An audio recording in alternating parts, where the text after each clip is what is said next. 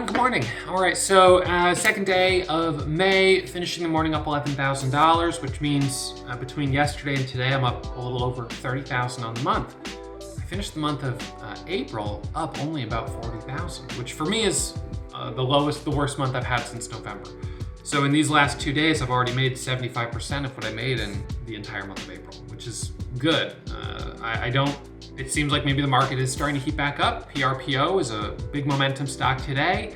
BTX was big yesterday, and PRPO was also big yesterday. So it seems like things are starting to pick back up a little bit, but it's still a little choppy. So, kind of touch and go. There's also been more afternoon momentum than I typically see, which I've been just completely missing out on because I'm trading just in the morning. But, I'm okay with the way things are looking right now. This is a green start to a month is always a good start to the month. However, I am still red versus my high of April. because I was up over 100,000 in April, and then I gave back 60,000 off the top. So now I'm, up 30,000 this week. So I'm still down 30,000 off my all-time highs. And I kind of been thinking about that a little bit because I feel like I can't really step up and start to get really aggressive until I sort of recoup the losses. That's not always the best way to look at it. When I had my $300,000 loss earlier this year, I said once I make back half of it, then I can start to kind of be a little more aggressive. And so once I'd made back about 150,000, I started to get more aggressive. And I did end up making back all of the loss. And I made it back fairly quickly within just a couple of weeks, which is remarkable actually. Wouldn't have been able to make that much back in this current market that we're in. It's not as volatile.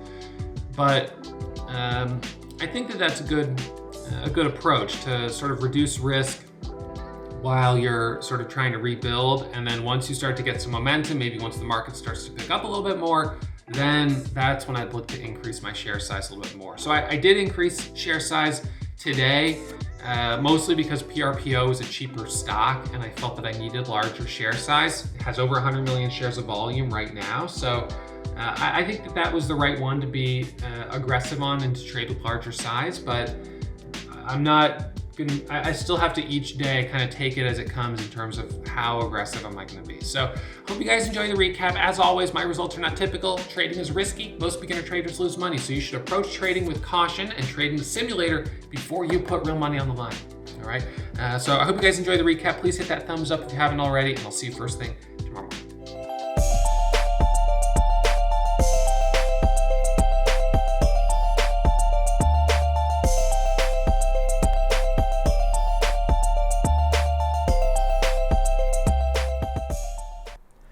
All right, so I'm going to do a recap here. Second day of the month, up $11,359.77.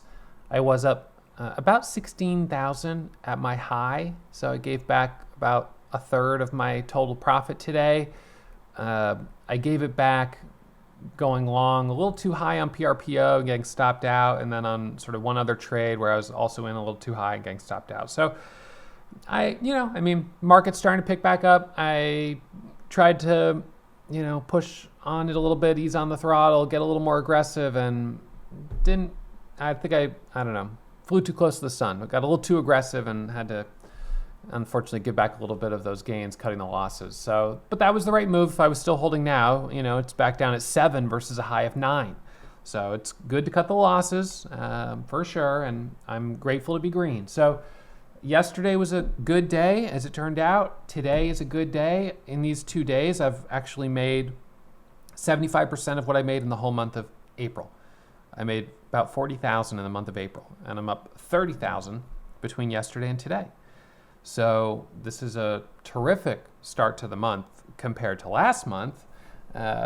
Compared to a better month, like, January or February or March, I would need to maintain this type of average, but it doesn't really matter. We'll just try to stay focused on each day. So let's look at PRPO. I'll look at TYHT as well, but PRPO we'll look at first. So this one was on the gap scanner. It was actually one of our leading gappers. It was gapping up this morning after making a really big move yesterday. This thing was super strong yesterday. It kept going higher and higher and higher.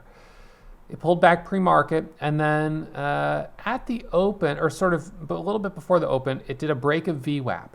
I traded it, but only made about $500. I didn't really trust it. I didn't think I could take big size.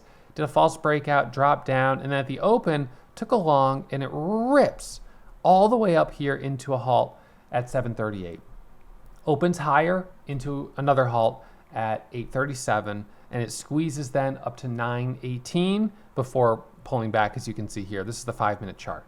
So it's been a wild ride, definitely volatile. I was concerned about resistance at a couple of places. Number one, we had 730, we had 750 right around there, and we had 768.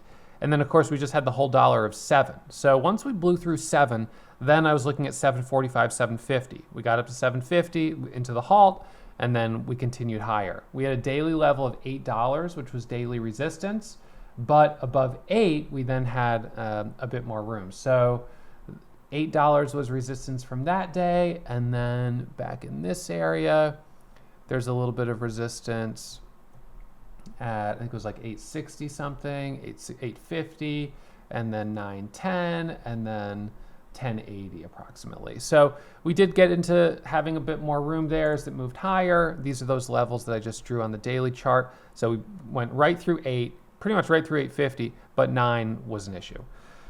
BLRX, this one, some nice moves on it. I missed the early moves pre-market. There was some early stuff pre-market that I just totally missed. And I'm waiting for my charts to load. I've been having a major chart problem today. Chart's not loading. It just, I don't know what is going on, but it's been a factor for sure today. Just sitting here waiting. And a lot of the morning, my charts have been out of sync. 20 seconds, 30 seconds, or a couple minutes behind. So my charts become almost useless when they're that delayed. So there's the BLRX chart. All right, so look at that. That's called a false breakout, and that's a nasty one. So it squeezes up, halts going up, pulls back, pops a little higher, starts to curl, and then false breakout, halts going down. Ugh.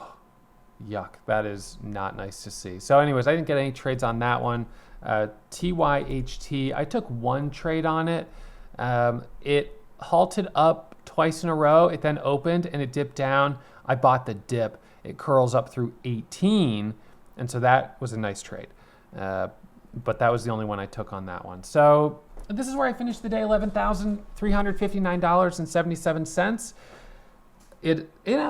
It always feels a little like I'm annoyed I gave back a third of my day, but when I was up 16, I was thinking this was going to be another $20,000 day, and so I kept swinging and, well, got a couple strikeouts. So that's the way it goes, but at the end of the day, if I'm walking away with a little bit more in my pocket than I started the morning, that's a good day. Today is the first day I increased my share size. So yesterday and all of last week, 6,000 shares. Today, I increased to 25,000 shares. And I did that because I knew PRPO, with currently 94 million shares of volume, would accommodate bigger share size and was at a lower price, which meant 6,000 shares was not going to cut it. So I did cap out at 25,000 shares on a couple of my trades. A quick 15 cents with 25,000 shares is, $3,000, $4,000. So you can kind of get some quicker trades there, but it goes both ways. And I did have a couple of bigger losses. So, but in any case, I'm probably up a little bit more today because I did increase share size on PRPO. If I had tried to trade that with only 6,000 shares, it moved quite a bit, but not as much certainly as something like BTX. BTX with 4,000 shares. And then this is kind of the area where shares kind of is like not the best method of managing risk, because 6,000 shares of BTX is very different than 6,000 shares of PRPO. 6,000 shares of BTX is riskier than 20,000 shares of PRPO, in my opinion. Because on BTX, you could lose $3 a share like that, and with 6,000 shares, you're down 18 grand. With PRPO, with 20,000 shares, could you lose 30 cents, 40 cents? maybe you'll only be down 6 or 8,000.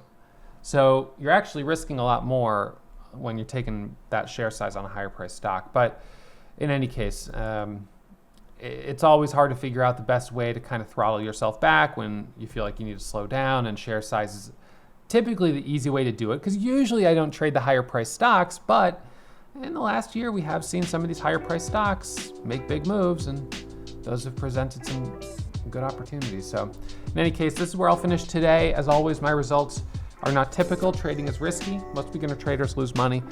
So you should trade in a simulator before you put real money on the line. And I'll see you guys first thing tomorrow morning. So it's 10 a.m. and I am done for the day.